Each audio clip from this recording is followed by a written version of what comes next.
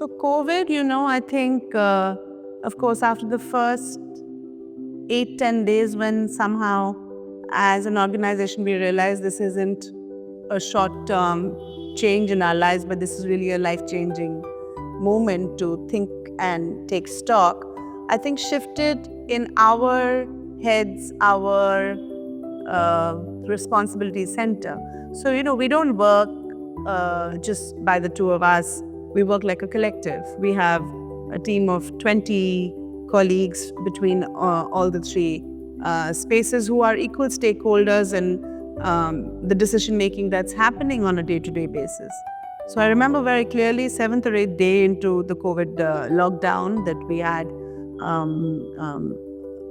a collective meeting, and we sort of asked each other, what do we do in this situation and what's coming up and what do we see as the need of the hour? And several things sort of panned out, and if you look a little bit deeply and find out, you see we launched something called the Experimental Labs, which on 6th April was sort of announced. So between 17th March to 6th April, we really thought through, we used that time to think about our responsibility. And I think the single sort of cornerstone of the labs is the Generator program, where we started this cooperative art fund for artists who don't have galleries represented, but have practices that are fantastic, but are in the cusp of still sort of making that bridge. So we started that, and by now I think we've supported $2,000 grants that are not that small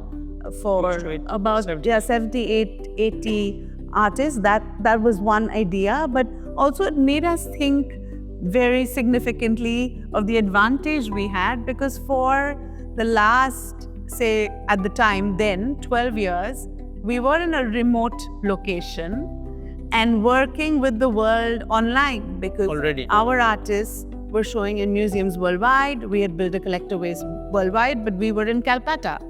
And we, of course, at the time, we didn't even have a Bombay presence. So we actually knew how to use the computer and ourselves to be able to reach out to the world. So we almost felt like we had that advantage.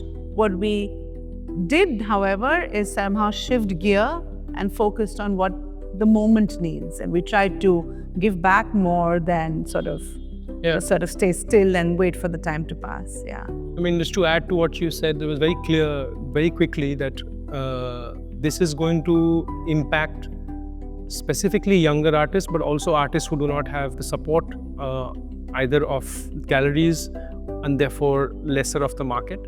And it was somehow our responsibility to give back to the community in a way that we could sustainably impact this moment and the situation. And for us, it was always, I mean, of course, we knew life would eventually find a way forward. So we had to bridge this moment somehow. And so the Generator Cooperative Art Production Fund, that's what it's called.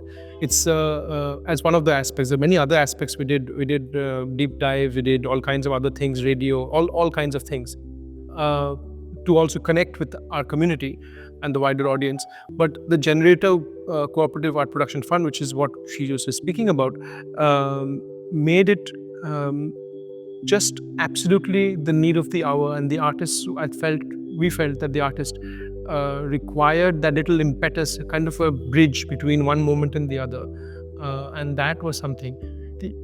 Quite specifically about the initial parts of COVID, and then during the second wave, we actually stopped gallery work and we became volunteers. So multiple members of our gallery team were working with support groups to find medicines, ambulances, hospital beds. Why?